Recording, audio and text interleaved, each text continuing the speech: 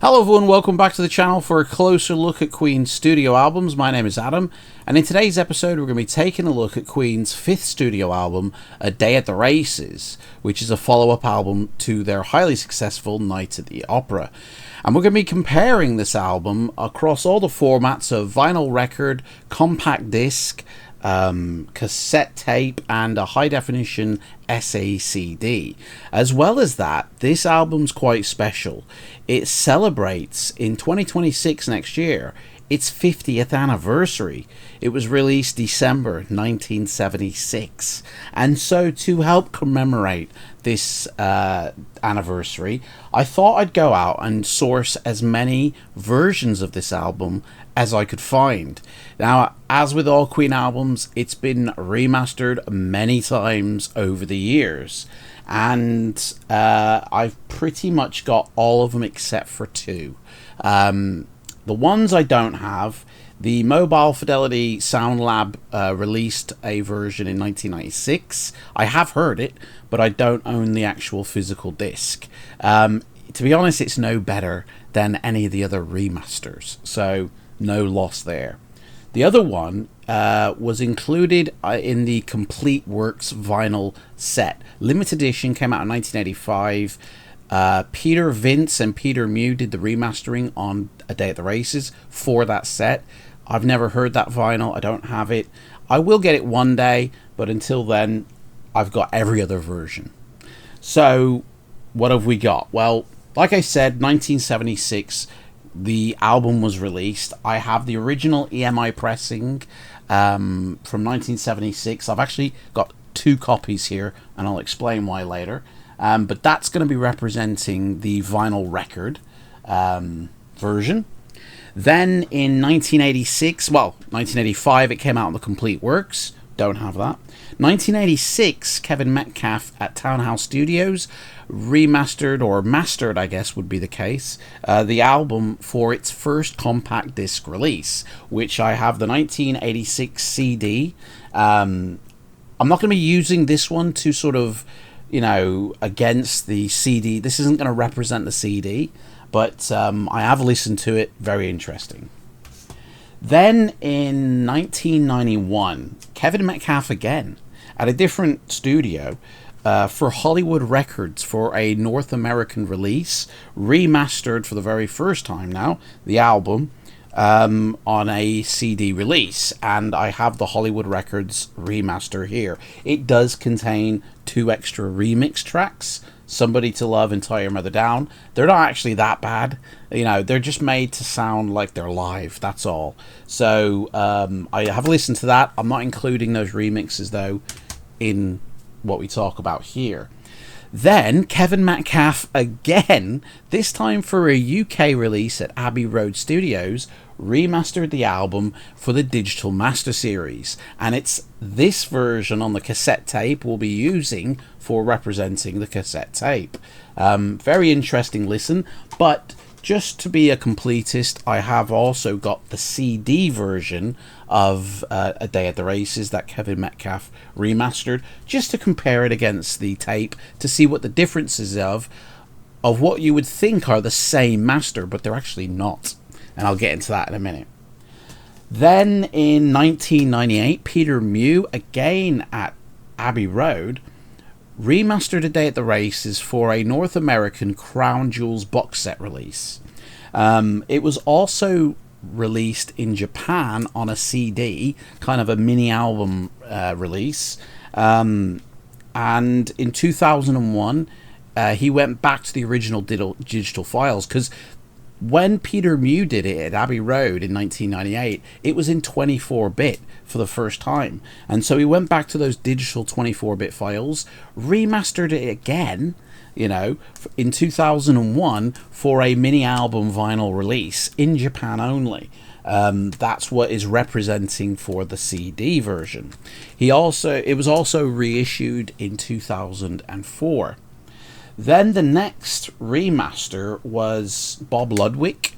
I believe sometime between 2005 2008, A Day at the Races was remastered, and eventually would get released in 2011 on CD and SACD as well, and it's the SACD that I've got from that 2011 release that we'll be listening to for the SACD. Now, inside here as well is the CD version, and again, you'd think because the same person doing it, it would be the same master.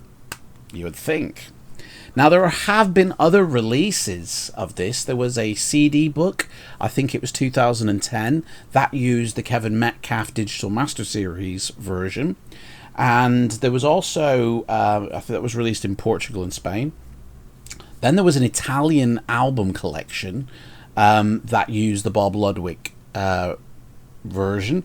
I think that was 2018, 2019 when it came out, but they're just using existing masters. So essentially, apart from the Peter Vince and Peter Mew for the vinyl complete works version, I have got all the other versions because the mobile sound fidelity wasn't really a remaster. It was just a, you know, a analog digital version, which is pretty much what Kevin Metcalf did for the first CD release. So I probably will never get that mobile fidelity version because, like I said, I have heard it and it's no different than any of the other remasters out around the same time. I think it was released in 1996, so really no different from the Kevin Metcalf one.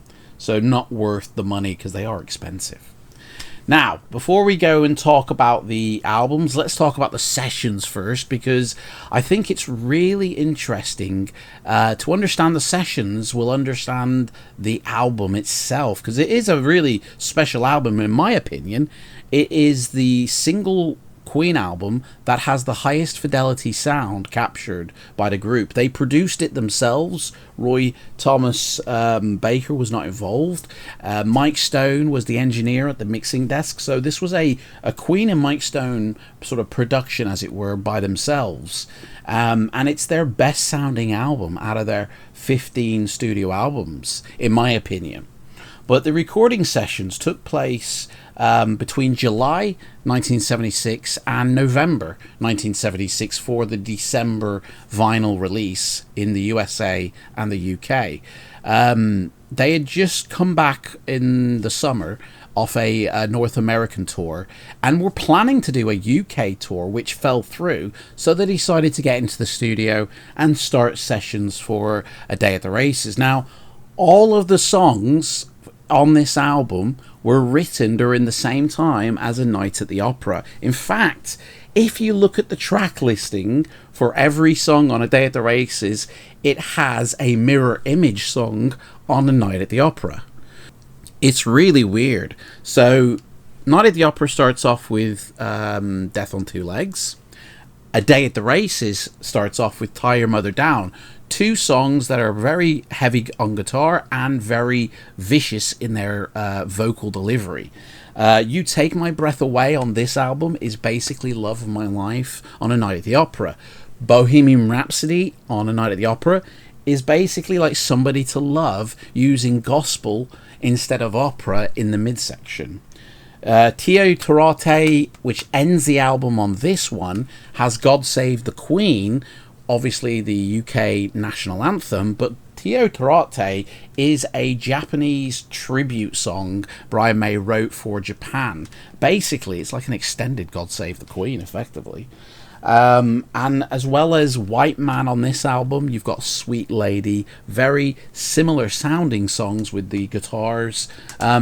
Every song has a mirror image. And in fact, Queen have stated in interviews that A Day at the Races and Night at the Opera, if they had the chance, they would have released them as a double album. And probably why this uses the black cover, Night at the Opera uses the white cover, something that they started to do in Queen 2 with the black and white, but literally now have evolved it to whole albums, you know, a side white and a side black, basically of the same kind of album, but there's two sides to it.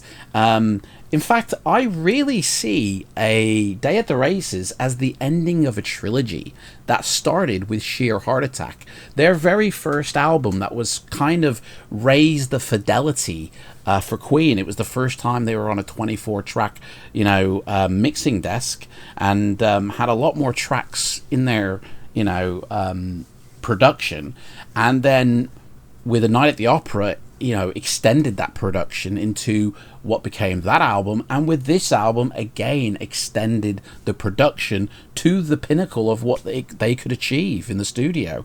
This wraps up the trilogy that is Sheer Heart Attack, A Night at the Opera, and A Day at the Races, and I really do see this a mirror album to A Night at the Opera rather than a successor or a follow-up. It is literally the B-side to A Night at the Opera.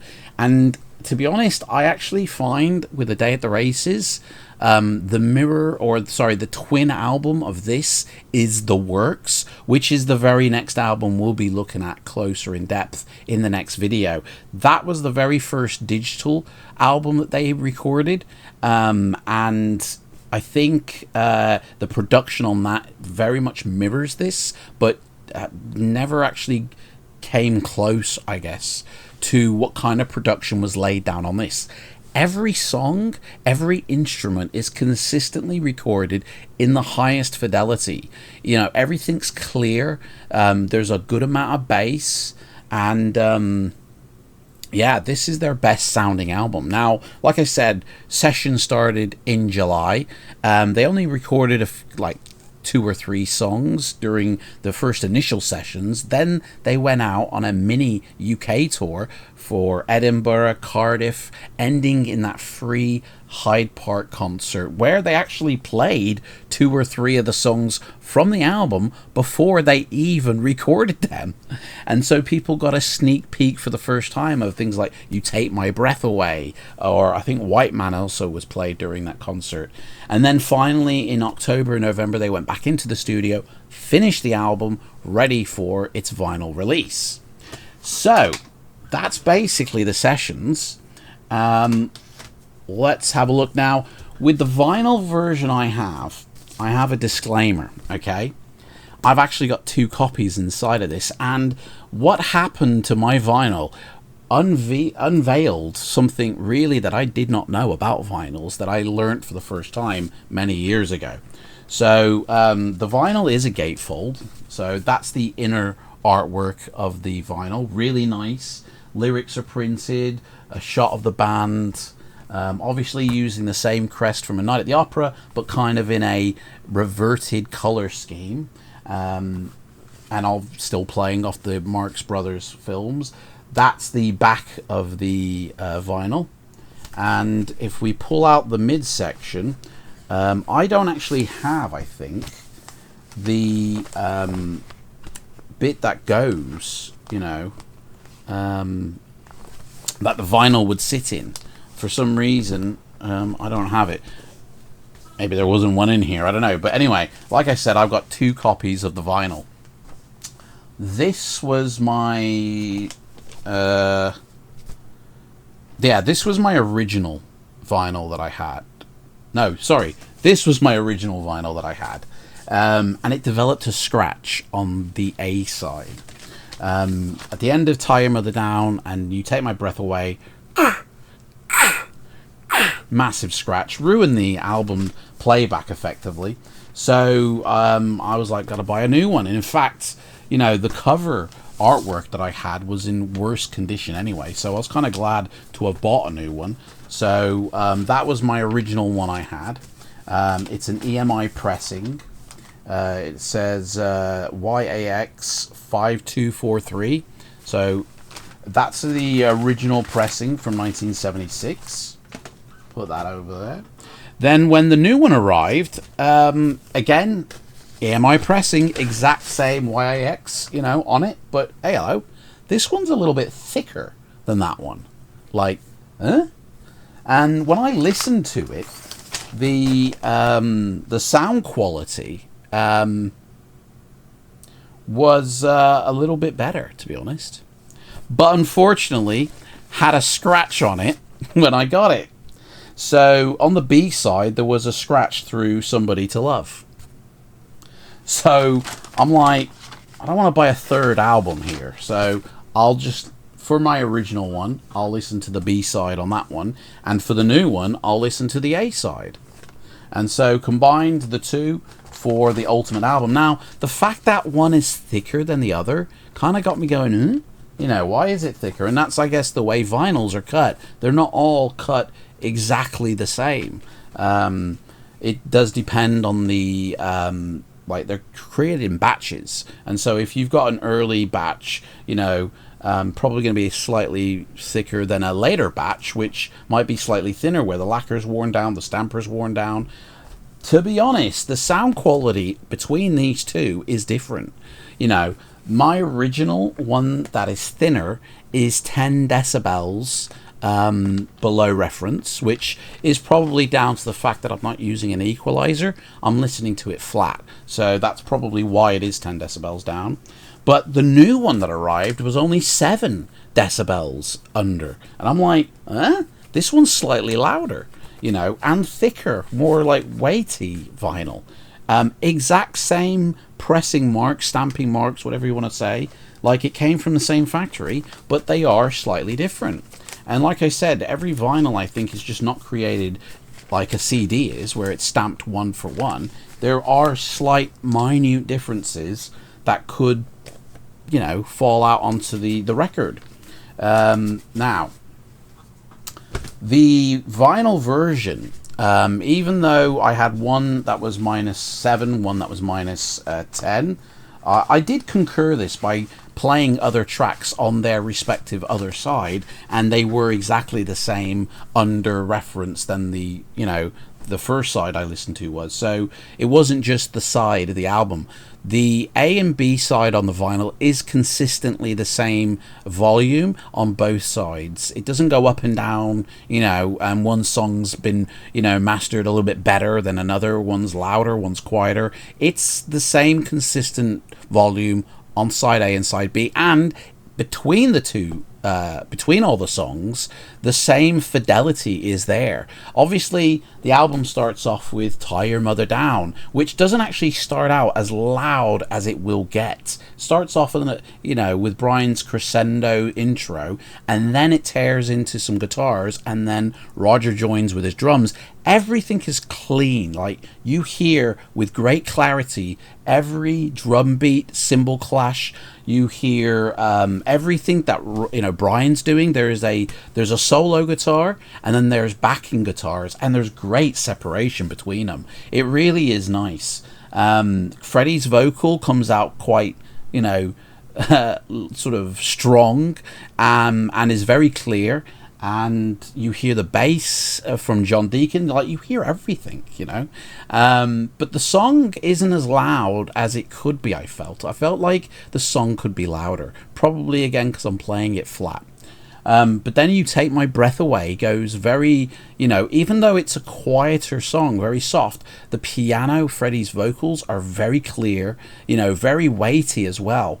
And he has the backing vocals, you know, and the separation between backing vocals and his solo is phenomenal. It's really nice. Very well mixed. Now, each side has got like a standout song. On the A side, I found it was Long Away, the Brian May song. That was just a really, probably the standout song in terms of sound fidelity. Although it was very, very, you know, minimal between the other songs. And on the B side, I'd probably have to say it was a tie between Good Old Fashioned Loverboy or the final Tio Torate. Now, listening to the entire album, it was absolutely fine. Great bass, really clear high ends. Just everything was super clear. Like, you know, everything had been recorded well. So a very fine listen and a very good version to listen to. Now, I took 3 songs and listened to them very carefully so I could measure how the album would get mastered later down the line. So You Take My Breath Away, you know, hearing the separation between Freddie's lead and the backing vocals is what I kind of looking out for on future versions. The song Tio Torate, there is a moment towards the end when Roger starts banging on a timpani drum, and it just elevates the song. It is in the background, but you feel it in the speakers.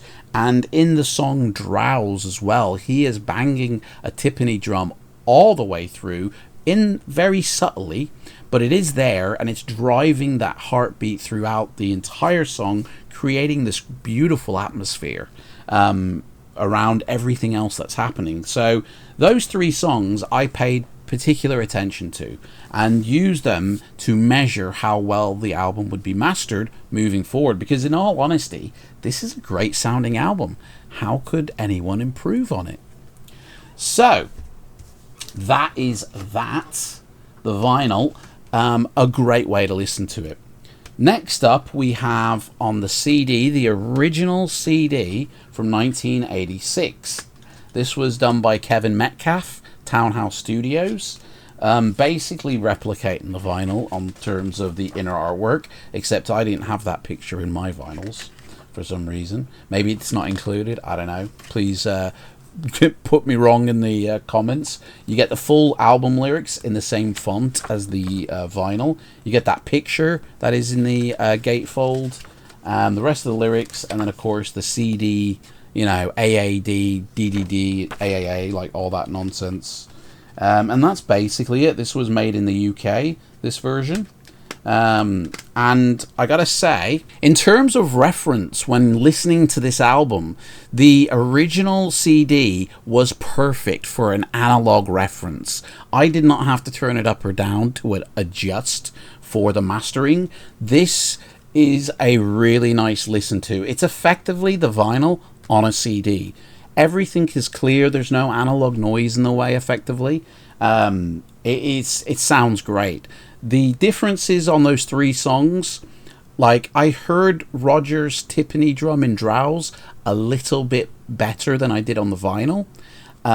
It wasn't, like I said, any louder, you know. I mean, if anything, I had to turn the vinyl up because I don't have a graphic equalizer. So side A was -7 decibels, side B was -10, but you know, that's because the vinyl difference, really. And I don't have a graphic equalizer, so, but this one was perfect on my analog reference, which is about 40% on the volume scale. But a really nice listen to, and this one is my favorite way to listen to the album. The dynamics on this are amazing. You know, it goes from the quietest to the loudest, and you hear that difference. Little bit of tape hiss, I would say, on certain songs. I mean, obviously White Man, there is, you know, you're meant to hear the tape hiss on, or the feed off the guitar's amp, I think, at the beginning and at the end, before the drums end the song finally. But this is a really lovely listen to. Highly recommended. Now, moving on to the Hollywood Records, again, mastered by Kevin Metcalf. Not really sure where it was mastered. I don't know if it was done in America. Burbank Studios, I think that was the marketing. It's got a lovely black, CD. This one, unfortunately, on the inside you get that picture. It's a little bit different. You do get the lyrics and the same information basically as the original CD, but obviously this is a little bit bigger and has a discoloration on it. Like, it's a bit pinky if you look. I don't know why. Yeah, but I guess the differences in printing, I guess. But Hollywood Records, 1991 release. Listening to this at analog reference, it was between 2 and 3 decibels above the analog reference. This had been turned up a little bit in terms of volume. Now, what that affected was Tie Your Mother Down, Brian's guitars, and I don't think it was like turn it up, at the end mix just to make the whole album 2 to 3 decibels louder. I think certain parts of each track were turned up. Like, Brian's guitars on Tie Your Mother Down are noticeably louder now. Roger's timpani drum on Drowse, noticeably louder. Long Away, noticeably louder now compared to the previous listen. Like, the album is louder, but it's in certain parts, so it's not like the whole album was turned up. It was certain songs were turned up, mostly Rodgers and Brian's. You know, they had their fingers on that pie. I'm guessing they did work with Kevin Metcalf on that version, whereas I imagine on the original CD release, he did the work and said, what do you think? And they went, yeah, that'll do. Put it out on that new format CD everyone's raving about. Whereas on the Hollywood records, after Freddie had passed, Brian and Roger were straight in there. Turn up the sliders for our parts. Let's hear what we got, you know, as they're famous for doing that. But noticeably louder. Not like really bad loud, though. It was just absolutely fine, you know, in terms of its loudness. Not a problem, but noticeable. I would say that's not my preferred listen to, but it's by no means bad, you know. There's no distortion, there's no tape hiss. If anything, they might have maybe used noise reduction, but I couldn't really tell. It is a fine listen and probably one of the better Hollywood Records remasters. And up next, the cassette tape from 1993, Kevin Metcalf again, remastered for both CD and tape. Now, there is a major difference between these two versions. In fact, I dare say they were mastered differently for the formats. On the cassette tape, I don't think this is meant to be used with an equalizer. I think this is meant to be played on a flat system because the perceived bass is already in here. You know, it was more bassier than my vinyl because I didn't have an equalization applied. You know, this had nice highs, very clear. Obviously, like, because it's tape, it would have had tape hiss, but I honestly don't notice or hear any tape hiss on my system. My amp must maybe clean it out or something, I don't know, but this sounded really good. This sounded like I was listening to, like, the Studio Master or something. It was actually a better listen than the vinyl record. Very clear, you know. Freddie's vocals on You Take My Breath Away probably is where I heard the most tape hiss during those quieter parts. The Drow's drum beats could clearly be heard more so than the vinyl because the bass was already there. The bass is booming, you know, especially on Tio Torate at the end. You feel that bass coming out the speaker. Honestly, really nice.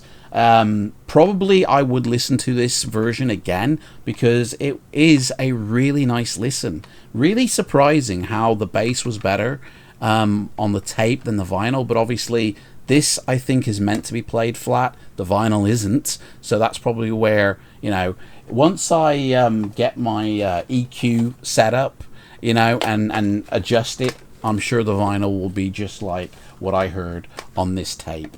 A really nice listen, a really recommended listen as well, I'd say. There is the tape for anybody who's interested.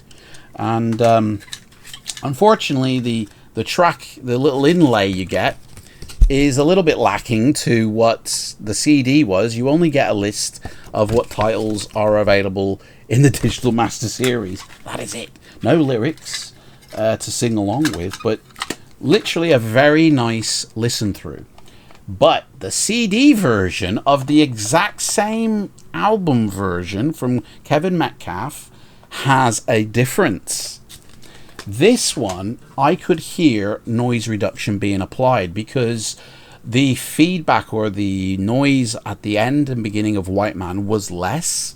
The vocals and the piano on You Take My Breath Away were cleaner. Like, I really did not hear any noise whatsoever. I didn't hear any of that air in between the instruments like I usually do.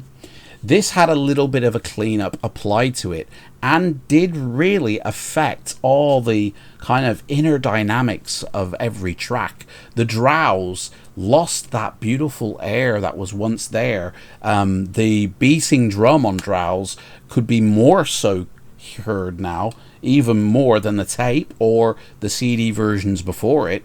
The reference level for the Digital Master Series was between 1 and 2 decibels above analog reference. So this had a little bit of loudness applied to it, just like the Hollywood records, but not as much. Probably due to the fact that noise reduction was used, and maybe it wasn't used on the Hollywood records, I don't know, but definitely noise reduction was used on this version, which kind of changes the whole album, I feel. If you use noise reduction, you know.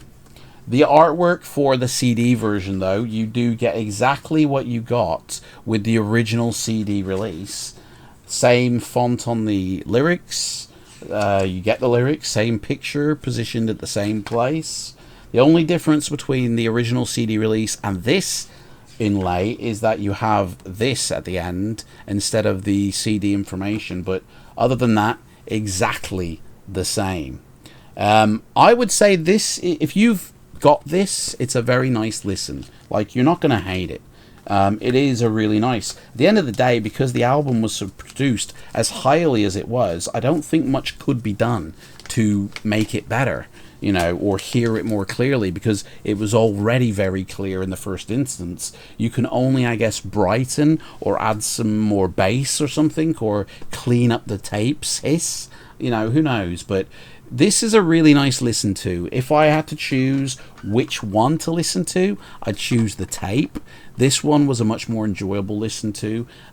This one, a little bit louder, a little bit, you know, stronger, and it really felt like this could go louder as well without any, you know, distortion or anything. But these two separately were much better to listen to than the Hollywood Records version, which was noticeably louder. But any of them can compare to the original CD release. Now, moving on to the Peter Mew 2001 version. This one had a very different sound. Obviously, this had stemmed from a 24-bit mastering. This was 6 decibels above analog reference. So far, the loudest I've heard, but won't be the loudest by the time I've listened to them all. So this was released in 2001 Japan. This replicates the mini LP. It's so cute. You have the exact same innard as the vinyl record. On the inside, this is what leads me to think that maybe I'm missing something out of my vinyl, because that's in there, which never appeared on either of my vinyls for some reason. So that replicates the innard of the vinyl, although not for me, because mine said EMI, so that's not accurate. This must be replicating what you got in North America, maybe? I don't know. But if we have a look at the actual CD, that's what it should have looked like, I guess. And I guess maybe in America that's what you got, but that's not how the first EMI pressing went. So I don't really understand that. Maybe this is based off a repress or something? I don't know. Mine just said EMI on it.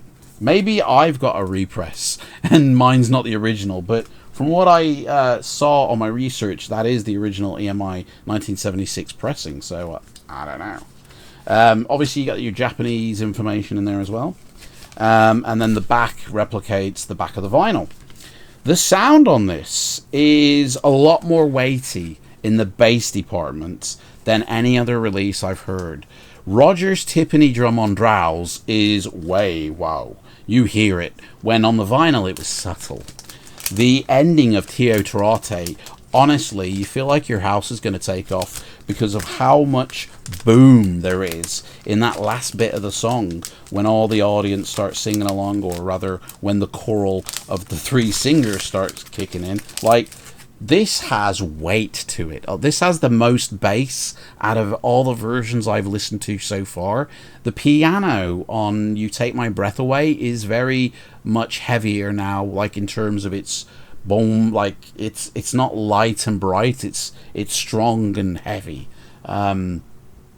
This has obviously seen an increase in bass management, I guess, but also DNR, like noise reduction, was used as well on this. Definitely tell. White Man, again, the at the end isn't as loud as it was on the previous versions I've heard. This is a very nice listen to, don't get me wrong, but it is considerably louder, and probably one that I would not listen to again in the future, given the fact that the original CD sounds way better than this in terms of its fidelity. This was not a good listening experience for me, but it was better than what would come next. The 2011, okay, so we've got the SACD and the original CD release 2011, you know, which I have a backup copy here because, like I say, I back up all my CDs when I buy them onto a archive drive, and I had the original, you know, 2-disc set when it first came out. And when I got the SACD, I gave the album copy to my kids and put the SACD in this. This is the 2-disc set case with the SACD in, and then the EP at the other side. So I just basically went to my archives, re-burnt a copy of the CD version so I could compare it against the SACD version. And there is a massive difference between Bob Ludwig's CD version of this album and Bob Ludwig's SACD version of this album. The CD version on this, which is the one you hear on iTunes, Spotify, Amazon Music, it's the one everybody has around the world, it's the latest version of this album, right, was 8 decibels above analog reference. In fact, I had to stick it on my digital reference to enjoy this album, because this is brick-walled and is the worst sounding version I have out of them all. The CD version is honestly grating on the ears. Everything has been leveled, so the quietest bit to the loudest bit, they're both the same.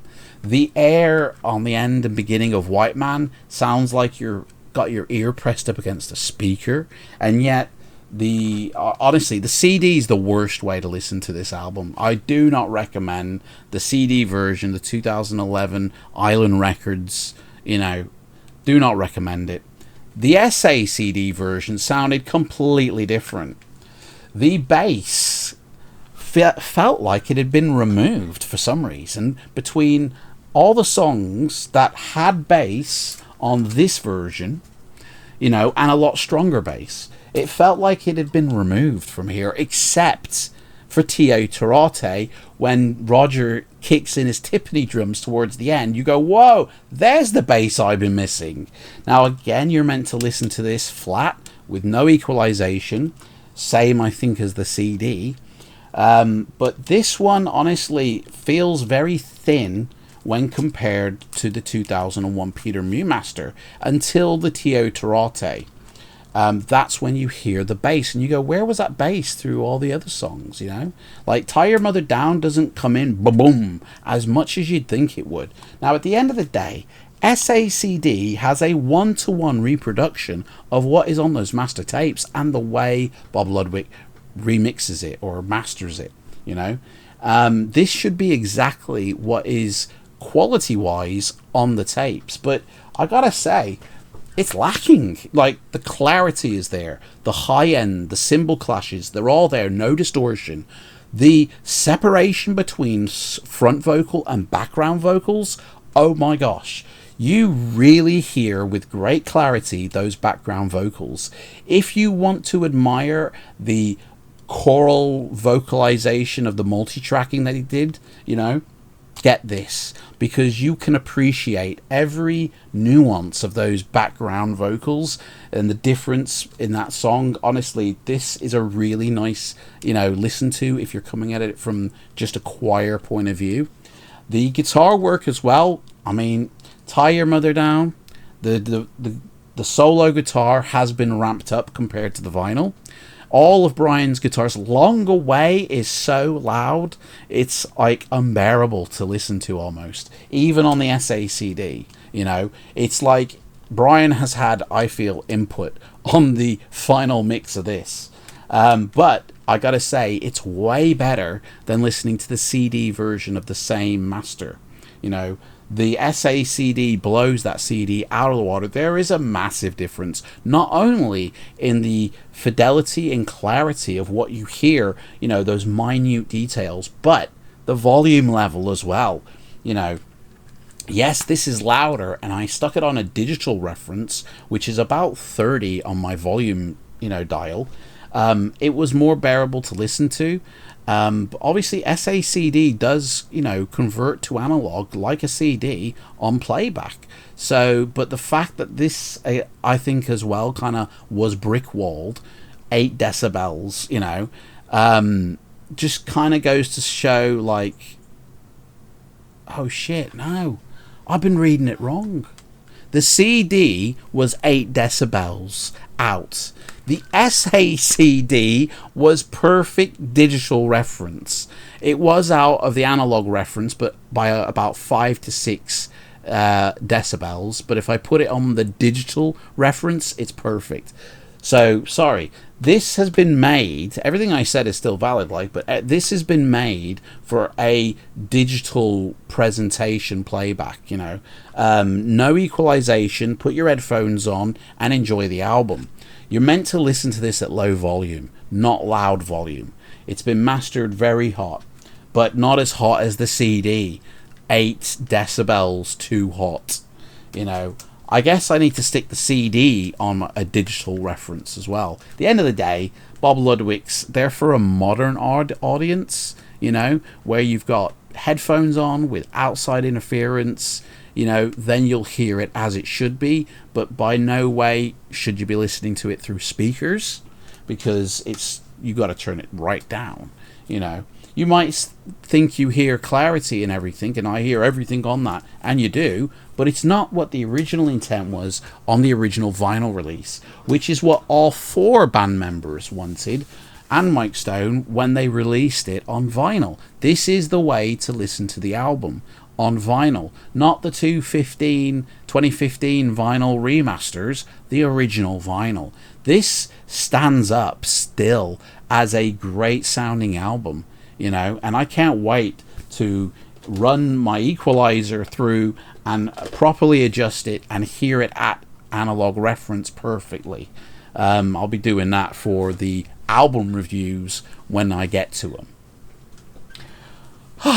Well, there we go. That's basically it. My favorite version of all is the original CD release. That is the closest you would have to the vinyl release. But let me know in the comments what your favorite version is. Which one do you enjoy listening to, and which one do you have, and which one do you want? Like, I only really need the complete works, because otherwise you got them all. Honestly, mental how many copies I've got.